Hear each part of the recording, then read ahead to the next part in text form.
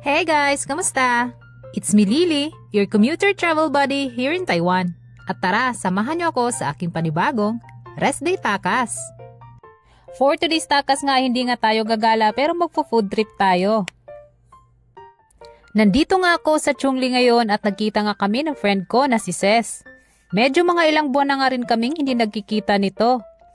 At ngayong araw nga ay nagkayaan nga kaming mag-barbecue dito sa Korean Barbecue Chungli. Nahiya na nga siyang magpa-video at sumama sa vlog ko ngayon dahil hindi na nga daw siya sanay. Medyo matagal na nga rin talagang hindi kami nagkasama sa gala dahil parehong busy at minsan lang nagsabay ang day off namin at night shift din siya. Nag-taxi nga pala kami papunta dito at 150 NTD nga ang pamasahe from Chungli Station. Tas pagbalik namin ng Chungli Station ay nag-bus number 20 na lang kami. Tas ang babaan nga ng bus ay doon sa Yellow Store.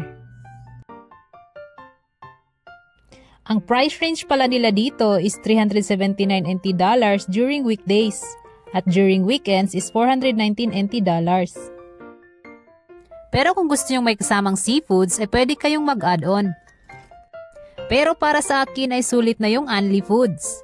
Sa dami ba naman ng karne from beef, pork at chicken. At hindi nga lang barbecue ang meron dito dahil meron din silang shabu-shabu.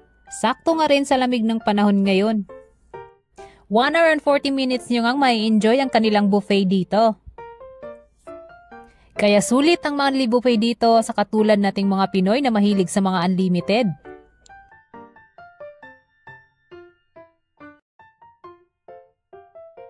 Kaya kung naghahanap kayo ng buffet na hindi masyadong mahal at sulit ay punta na kayo dito. At ito nga yung address ng restaurant guys, ilagay ko sa screen.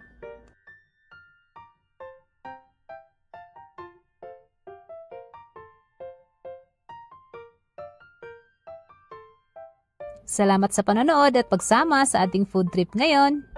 See ya sa mga susunod pa na takas at food trip dito sa Taiwan. Bye!